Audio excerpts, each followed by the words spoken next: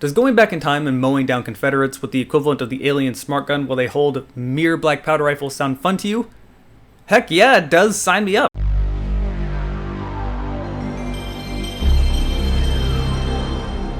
Hey everyone, Jarek the Gaming Dragon here. If you're already subscribed and you haven't clicked that bell, be sure to do that, otherwise YouTube won't tell you that I posted anything. If you haven't subscribed, well, watch this video and maybe consider subscribing if you like it. Alright, so Darkest of Days is one of the few games that had my attention on the premise alone. You travel throughout different time periods with futuristic weapons, and that's just an awesome concept. In fact, it really makes me want another Time Splitters game. As if I didn't already really want another Time Splitters game, please make another one. Unfortunately, Darkest of Days will never be as good as Time Splitters, but that's a pretty high bar to reach. The plot, while being time travel related, is pretty straightforward and easy to follow. You play as Alexander Morris, a soldier fighting in the middle of the Battle of Little Bighorn. This battle is effectively one that you cannot win and you are guaranteed to die, but just before you die, someone grabs you and pulls you into the future. At this point, you are working for a company called Chronotech, a company with the ability to travel through time but are bent on not changing history. They've noticed key people are moving in different parts of history and they want to move them back to where they originally were. Effectively, you've turned into the Time FBI. Well, it starts becoming apparent that some third party is interfering with you and intentionally trying to mess up time and stop you.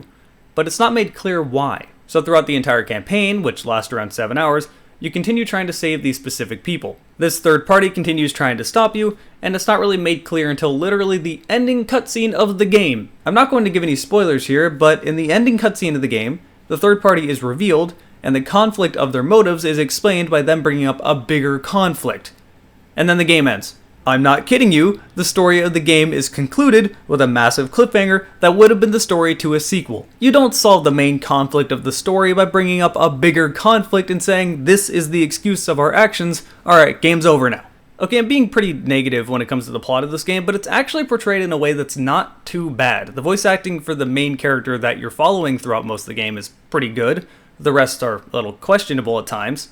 Where are the orders? Potter took off. We're scattered. I got spooked. That's voice acting. Potter took off and oh. What the fuck? Okay, that one was awful, but that's the good kind of awful. That's the hilarious type of bad acting awful, but most of them were not that bad. And the pacing of the plot is pretty decent too, so even though the plot itself is pretty simple for that being a time travel game, as a whole it's not that bad. In fact, if it didn't end on a massive cliffhanger, I would say the story is pretty good, but the way it ends is just abysmal. The whole premise of the plot is pretty amusing, but it only really keeps your interest just because it's so out there. Graphically, the game is actually pretty ass. This game came out in 2009, and to give you an idea of where graphics were at the time, other shooters that came out in 2009, Modern Warfare 2, Left 4 Dead 2, Borderlands, Fear 2, Killzone 2, Wolfenstein 2009, The Chronicles of Riddick, Halo 3 ODST, all of these games look better than this one. This one just doesn't look good at all. Now, it doesn't look so bad that you never want to play it. I mean, it's passable, but it's definitely below average. Now, I played it on PC, and there were definitely some issues on specific levels. This game liked to stutter on some of the bigger levels, and it got a little annoying. It was never unplayable, but occasionally the game would just freeze for a second. And at other times, the game would lag horribly, turning into a complete slideshow. Now, these were rare, keep in mind. It didn't happen that frequently, but the few times it happened, you definitely noticed. I mean, how can you not? With that said, if you're playing it on PC, it's definitely playable. However, if you're playing it on 360, it's downright terrible and is almost unplayable. Not only is aiming with the controller difficult enough, but the game stutters all the time and the frame rate is pretty abysmal. So if you want to play this game, I would highly recommend the PC version. With that said, you do have to do a few things when you start the game. Nothing amazing. For the most part, you can install it, change your settings, and you're ready to go, but you do need to put in a few console commands. The first one is that if you want to raise your FOV, there's no setting in-game to do that, so you have to change it in a console command. Unfortunately, this game was not really made to run at a higher FOV, so if you raise it too much, it breaks the animations. I was willing to break the FOV a little bit and raise it to 90, but unfortunately, when you do this, if you throw a grenade, you will have a permanent third hand sticking out of your chest like a Vortigaunt. This is incredibly distracting and will not go away, so I would recommend your FOV going down to 80. Default FOV in this game is like 72, so 80 is still an improvement, although not really favorable. And pardon my rudeness here, but there's a few people that always get really loud in the comments anytime I complain about a low FOV. Fuck off. A low FOV is terrible when it comes to playing first-person shooters. There are people that literally get motion sickness if you can't raise your FOV. It's kind of important. Something else that's also sort of important, you can't turn off motion blur. You have to turn this off with a console command, and the motion blur is actually really drastic in this game, and it's kind of annoying to try to play through. One of my viewers, I believe it was Cactus, gave me a console command to turn that off, and this just became mandatory to play this game. But really, that's pretty easy. When you start the game, you put in 2 console commands and you play the game. I've definitely had much worse with other games. Control-wise, it feels perfectly fine. There's no mouse acceleration, you can aim fairly easily, and really, the game just plays like any other shooter you've already played before. This game is holding itself up on the premise alone. So it's unfortunate that you're spending almost all of the game in either World War I on the Russian front, or in the Civil War. Don't get me wrong, these 2 settings are pretty cool, but we've already seen World War I a lot in other games, and it's not really that drastically different from World War II when it comes to video game perspectives. And the Civil War is really cool, but there's just a lot of missions where you're spending time in the Civil War. I would have liked to see a lot more time periods thrown in here. Instead, for 85% of the game, you were only in these 2 time periods. Oh, there is also one mission that happens during World War II, but it hardly feels any different from the missions happening in World War I, so I'm not even including that. The remaining 15% of the game happens in the American Indian Wars, basically just the opening level and one level after it, both very short, and Ancient Rome, which is really cool. Settings like Ancient Rome are exactly what I wanted out of this game. I mean, look at this. Yes, fight me with your spear. I have a microwave gun. What do I care? Like, that whole premise alone is just silly and amazing enough for me to want to like this game. Like, I genuinely want to love everything about it. But I have to be a little bit more realistic. It's not bad, but it certainly isn't as good as the premise will lead you to believe. And the Ancient Rome level is the last level in the game. This game has pretty decent pacing, so if the game's just constantly shitting at you the whole game, this last level is full-on diarrhea cannon. There are so many enemies being thrown at you, and you get an incredibly strong weapon, and it can be enjoyable, but it also can be a little frustrating at times. For starters, at certain points of this level, it's really hard to see the enemies. You see, this last mission happens in Pompeii during the eruption of Mount Vesuvius, so it's kind of difficult to see everything when there's so much ash everywhere and the enemies are wearing dark-colored armor. At times this got me a little frustrated, although never really so angry that I wanted to stop playing. What did get me angry, however, is that I ran into a particularly annoying crashing issue during this level. Specific checkpoints would cause my game to crash. I could not load them, and if I tried to load them when I restarted the game, it would just crash again. So that basically meant that that checkpoint was dead, and I had to load back a save before that and hope that that one also wouldn't crash the game. This means I had to play certain segments longer than I should have, because they would also frequently throw me into a big fight, and then it would be fine if there was a checkpoint, but unfortunately there wasn't because the game would crash. Upon restarting the game, I also had to enter in those console commands and just hope the game wouldn't crash again. Luckily for me, the game didn't crash at any other point during this campaign, but I know that's not the case for a lot of other people. It's a little spotty on whether it'll run fine on your computer or not. And if you're going to be someone that comes in just to say, see, this is why you should play on console, the console version runs much worse, so that's also not an option. Trust me, there's always that guy. Alternatively, they also released this game on Mac for some odd reason, although I don't know how well it runs on that platform.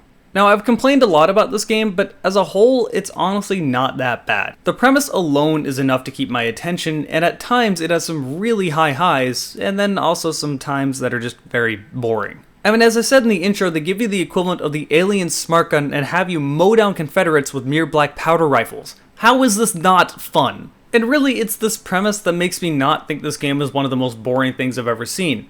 Because for most of the game, you were just going to be using period-accurate firearms during that war. For the Civil War missions, you're mostly going to be using black powder rifles. During World War I, you're mostly going to be using bolt-action rifles. And the gunplay feels generic. It doesn't feel any different from any other shooter you have ever played.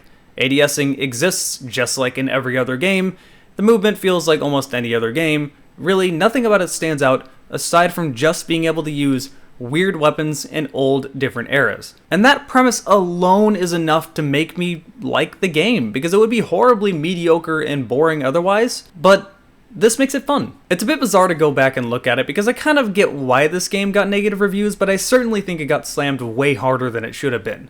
I mean, it's gotten on average around 44 out of 100. That is nowhere near as bad as it should be. I think the problem with a lot of reviews is that they look at the game so objectively, and if you look at it objectively, taking the fun element out of it, yeah, it'd probably be around a 6. But the amount of fun I had with this game was closer to around a 7. It's not a great game by any means. At this point, it is just a good budget game and not really anything more. So if you're spending full price on it, I can understand why you were frustrated, but nowadays, it's pretty worth playing. At least that's what I would say if it wasn't still $20 on Steam. Why is this $20 on Steam? It doesn't even have the excuse of being published by Activision or something. This was published by someone called Phantom EFX. I have no idea who these people are. In fact, Darkest of Days is literally the only game they published on Steam ever. They don't even have a Wikipedia page. Who are these people? The developer is someone called 8 Monkey Labs, who doesn't have a Wikipedia either. As far as I can tell, this is the only game they've ever made, and this means we're never getting a solution or a final conclusion to that awful cliffhanger they threw at the end of the game.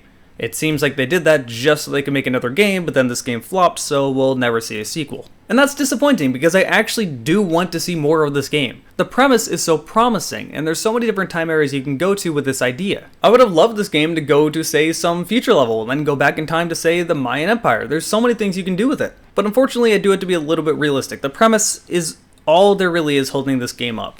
It's a mediocre shooter at best, and an awful shooter that lags and stutters at worst. One of the things that definitely bothered me while I was playing this game is that this game has sort of a map system. At any point in the game, or whatever level you were on, you can hold up a map and it will have a nav point on the map, which then you can walk towards. This makes it sound like the game is going to be open world, but it isn't. It's very linear, and if you try to go any other way to get to this nav point, you just find an invisible wall. What's the point of even giving me the map or acting like it's open world or having such big open levels if it's just going to be a linear, straightforward path? Just make a linear shooter. I'm perfectly okay and happy with that. In fact, if you did this, the game probably would have ran and looked much better. It's not a game-breaking or game-ending decision, it's just a very puzzling one. But really, I don't have a whole lot more to say about this game. It's a mediocre shooter at best with an amazing premise that, if you look at it as a budget title, it might be pretty fun for you. Just don't be expecting an amazing game. If you come into this expecting what you should get out of a $5 game, then you'll like it. I've been ripping into it, but I was definitely defending it while I was streaming. I was having fun, and some of the levels are really good. I would definitely say it's worth playing for the highs, even with the rest of the game thrown in. As long as you don't buy it on Steam for $20. Why is it still $20 again? Anyhow, that's going to be the end of this video. Thank all of you that followed me and watched me over on Twitch while I was streaming this. I had fun talking to you guys. I love talking to you guys. If you want to help me further, consider subscribing to me on Twitch while I'm streaming, or checking out my Patreon, patreon.com/Jarek4. Thank all of you for watching. I will see you over on my Twitch, or for the next video.